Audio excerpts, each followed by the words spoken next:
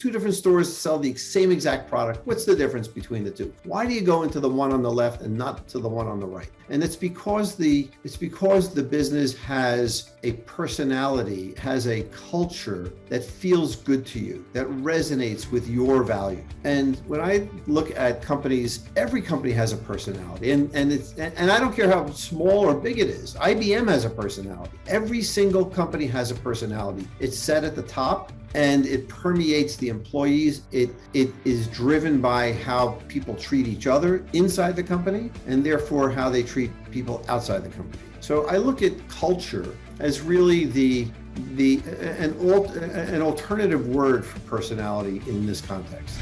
Welcome to Grow Think Tank. This is the one and only place where you will get insight from the founders and the CEOs of the fastest growing privately held companies. I am the host. My name is Gene Hammett. I help leaders and their teams navigate the defining moments of their growth. Are you ready to grow?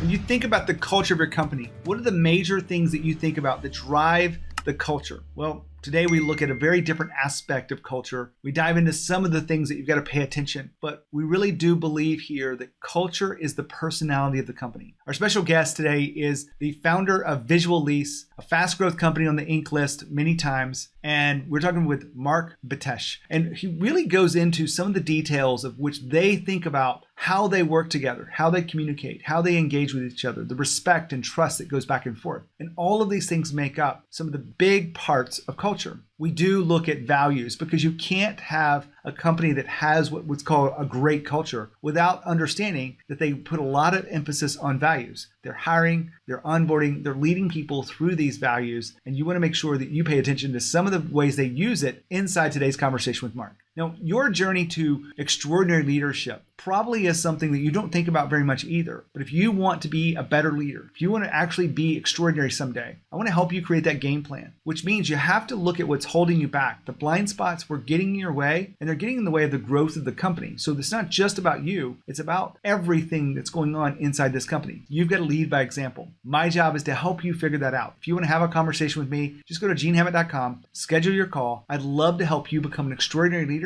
or at least give you a game plan. I will promise not to sell you anything at all, but I will serve you to the highest level possible to be the leader that your team deserves. Just go to genehammett.com and you can schedule your call anytime you want. Now here's Marc. Hey Marc, how are you? I'm well. How are you, Gene? I am fantastic. Excited to have you here on the podcast. I'm glad to be here. Glad to share. We're going to talk about culture. We're going to talk about the company and kind of where some of your thoughts come from. But tell us about Visual Lease. Visual Lease is the culmination of a lot of years of kind of different work that led us here. I started out practicing law in New York City for a number of years. I've done some other entrepreneurial things in my past, but I started out practicing law in New York City, and one day came to a realization around commercial real estate leases that despite all the work that was going into negotiating the leases and making sure they were perfect and making sure they said the right thing and the T's were crossed and the I's were dotted and everything was perfect, the documents ended up in a drawer someplace and no one ever looked at them again. And it became very frustrating to me because leases are expensive. They're major transactions. There's hundreds of thousands of dollars sometimes spent just to get them in the right place, just to get them signed. And then for no one to pay attention to them after the fact just seemed to me like an awful waste. So I formed a consulting company I left my practice. I formed a consulting company to analyze commercial leases on behalf of tenants to make sure that they were getting a fair shake, getting what they negotiated, whatever they got at the negotiating table. My job was to make sure they got that. And so we're kind of sort of an enforcement, financial enforcement of leases, for lack of a better term. And we did that for a while. And we helped a lot of companies. We saved them a lot of money. We found that they were being billed for things that they never expected. The landlords were misinterpreting all those words that I and my colleagues worked so hard to fashion.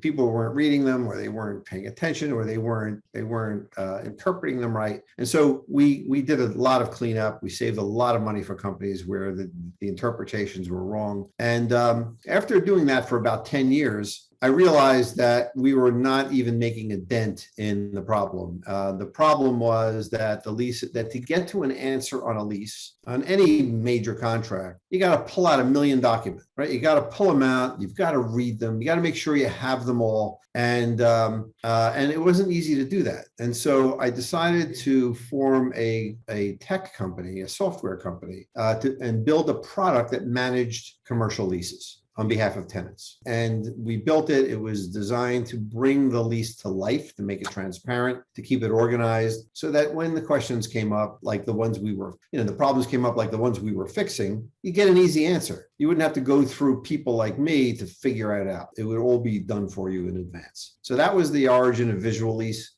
I started the consulting company in 1985, believe it or not, in the dark ages, and I started the software company in 95, 96, like that. Well, I appreciate you walking us through that history. We came here to not necessarily talk about the technologies and what you're doing in your industry. Is really impressed with the growth that your company's had, but we want to look under the cover. And you had said something to me a few weeks ago. Culture is the personality of a company. What do you mean by that? Look, I was just thinking about it, and actually in anticipation of talking to you today. I bought a car recently, and I looked at the car at 2 different dealerships, the same exact vehicle. I could have bought it from dealership A or from dealership B. I didn't like the feeling and the tone and the attitude of dealership A, and I went instead to dealership B. And we've all experienced this, all of us. You go to one gas station versus another. Maybe that's a little bit different because it's pretty much price driven. But you go to 2 different stores to sell the same exact product. What's the difference between the 2? Why do you go into the one on the left and not to the one on the right? And it's because the business has a personality, has a culture that feels good to you, that resonates with your value. And when I look at companies, every company has a personality, and I don't care how small or big it is. IBM has a personality. Every single company has a personality. It's set at the top, and it permeates the employees. It is driven by how people treat each other inside the company, and therefore how they treat people outside the company. So I look at culture as really an alternative word for personality in this context. A lot of conversations I have about culture go into different aspects. What are the top aspects that you think about for culture? Look, what we do is we set, we've thought a lot about this for us, and we've gone through and said, what are the things that make us who we are? And you can isolate anything this way, right? You can come up with metrics and whatever you want to do. But what are the things that make us tick? What are the things that we value, right? And everyone's going to say we value honesty and integrity and all of the wonderful things. And those are the right things. And then you start going into rarefied air, and you'll start looking at things that may not be so obvious to people. And one of the things that we focus on, one of our core values, is having poise, which is kind of interesting, right? I mean, what does having poise mean? And to us, it means handling yourself professionally, operating well under pressure, right? Not cracking up, being cool, collected, and competent in what you do, right? And we've all encountered people with poise. We may not focus on it. We may say, boy, that guy was cool, or she was really cool. Like we could see it. We see their demeanor and how they present themselves, how they interact with others. And we know what it looks like. And what we've tried to do is just call it out. And we've called out other things as well. But that's kind of when we talk about, the connection between this culture and personality and what the values are, that's where it is. It's in these nuances. Everybody wants to be honest. Everybody wants to be hardworking. But what are the things that you look at that make you say, these people are hitting it out of the park? They are doing the things that we wish we all could do. Right. And obviously nobody's perfect, and we make a gazillion mistakes like everybody else does. But at least we know what good looks like. I love the example. Is poise one of the values you have? Yes, it is. Yep. And when you were coming up with that, did you guys kind of like immediately say that fits us, or did it take some time to get to that one? Well, we I don't know. We debated all of these. One of the other ones we have we call we've debated actually what to call it, but we've called it understanding, which is also kind of unique. I mean, we call it care now, but the concept behind whatever word we use is understanding your counterpart's perspective, right? I'm talking to you now. What are you thinking about what I'm saying? Not what am I thinking about what I'm saying? How is what I'm saying landing in your head and in your ears? And if we all could understand, have the care to understand our counterpart's perspective, we will be much more effective in dealing with them. They will resonate with us and we will resonate with them. And that's another one of our values, kind of off the beaten track, right? It's not the thing that you normally look at, but these are the unique things that we try to push to make sure that we are in sync with the people with whom we deal, right? Like our customers or our colleagues, and we promote these things internally as well. So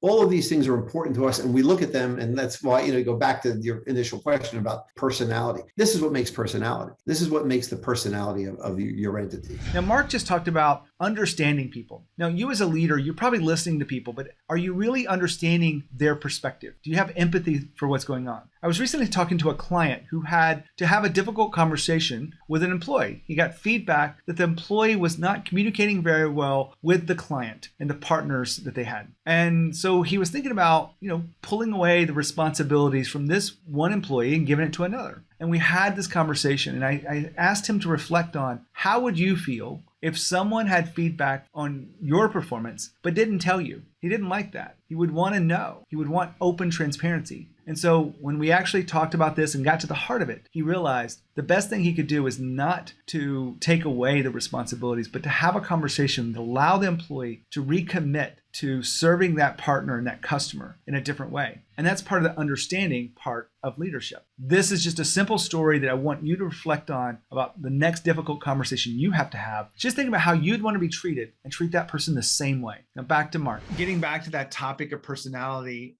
there's probably more stuff than just the values. What else would you kind of throw into that? I think, well, I don't know. I mean, we use the values as the straw men for this, right? We look at that as the way to hang our hat. But the other things that we look at are really how each of us interacts with each other. We were trying to figure out what the key performance indicators were with our effectiveness with our clients and our customers. We look at our service, the services that we provide, and are our customers happy with them? And one of the key things that we look at is whether our employees are happy with each other, right? Because we all know, we've all been there. You walk into an establishment and the receptionist is miserable, right? And then you get treated miserably, right? And you walk away and you go, what's her problem or what's his problem, right? You walk away from that, and if you just reverse engineer that, you realize that employee satisfaction is a key leading indicator for customer satisfaction. I was just listening to the comedian Bill Burr the other day, and I don't know if you've ever listened to him, but he does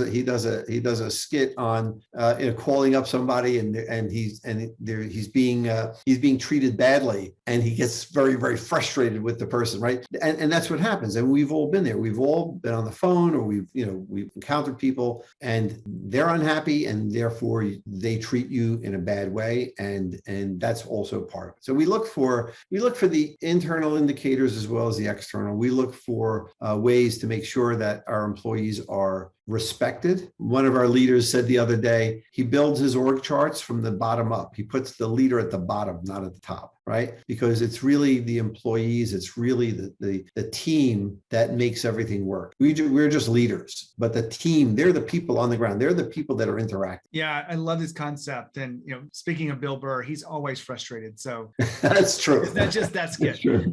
Are you measuring employee satisfaction in some way? We do. We have an employee value proposition, and we survey our employees from time to time on various topics. We did not on this topic. We just did a survey recently about going back to work, but we're always asking them. We're always. It's not only surveys, because surveys are kind of, I don't know. I mean, they're good for measuring purposes, but we empower our managers to make sure they really listen and have their ear to the ground, especially in this remote working environment, it's extra hard to make sure that you're not only listening and you understand your team well, but that the team understands each other. Very important. Yeah. It really, it's a hard thing. I mean, hopefully it'll end soon, and we'll go back to quasi normalcy. We're always checking in. We measure where we can, and but we're always evaluating employee sat. So employee satisfaction is something you can measure. Another alternative to what Marc suggested is this. You want to look at the employee net promoter score. So net promoter score is something that we use with customers, but the employee side of it is what's going on inside the organization. So you think about it, the internal aspects of this. Would they recommend your company to someone else? Now, if they were able to rate that, how they feel on that from 1 to 10, 9 and 10 are counted as positives. And so you get credit for those. And then you have negative scores that would be 1, 2, 3, 4, 5, 6. 7 and 8 are neutral, and they don't factor into this. And you want to make sure you look at the percentages of positive and the percentages of negatives to give you a score that determine, are your employees having the kind of experience where they would refer their friends, the people in their network, to come to work for your company? And if you are positive, fantastic. The higher your positive score, better. But you want to make sure that you understand what employee net promoter score is if you want to measure employee satisfaction. I just thought I'd share that with you today because a lot of my clients use this as an exclusive number to determine how they're doing inside the organization. Check it out. Hopefully it'll help you become the leader that you need to be. Back to Marc. I want to switch gears just a little bit here, Marc. Is there one time in your life when you look back and you say, this was an inflection point in my leadership that you could share with us today? Yeah, we grew very rapidly. We were a small team of 25 people, 30 people at best. The market changed a bit and we grew from 25 people to 150 people in the course of, a year or two. Very, very rapid growth. And when you're running an organization of 25 or 30 people, you pretty much have your finger on everything. You're telling people what to do, and you're checking in to make sure they're doing it. When you get this big, they're telling you what to do, right? So we talk about an inflection point. For sure, you go from distrust to trust. Okay. And maybe that's a little harsh, but you go from having your finger on everything to really trusting your team. And I heard a great expression last week. Someone said, A players hire A plus players.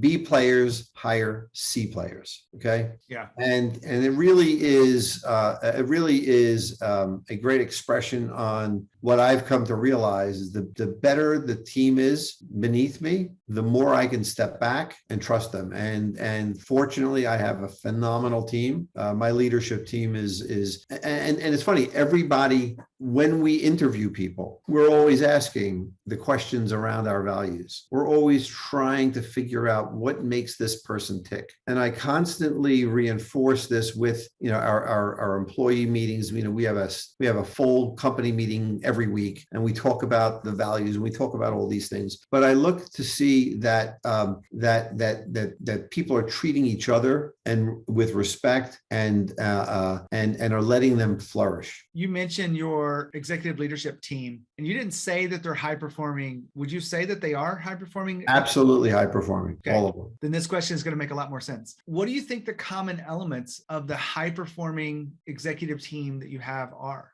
They all are, and I think, by the way, and I think most people are this way too, but they really want to do the right thing. And we don't have time for nonsense. We don't have time for politics. We don't have time for any of that stuff. We're all just, and I think it comes from trusting each other. If people have a disagreement, if people get into any kind of conflict, the way I look at it is, and the way we kind of handle it is, we're all reasonable people. Like if you have an unreasonable person, that unreasonable person is not going to last. And 9 times out of 10 would never have gotten hired in the first place. So everybody is rational and they're reasonable. And if they have poise and can handle pressure, they'll work it out. Whatever it is, they'll work it out, right? It's communication. It's understanding the other person's perspective, right? It's having that care, that understanding, and being able to appreciate, look, that person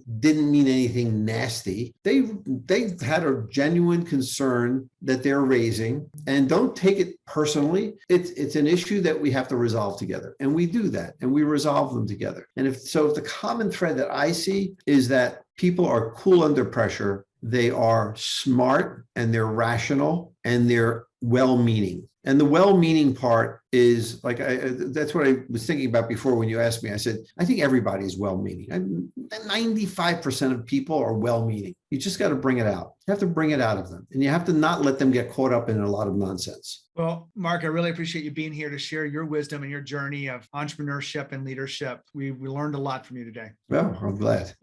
Well, my name is Gene Hammett. I work to create the best shows I can. And I want to highlight something at the very end of this conversation with Marc today. And it really is this. He talked about the values being so important and being the personality of the company.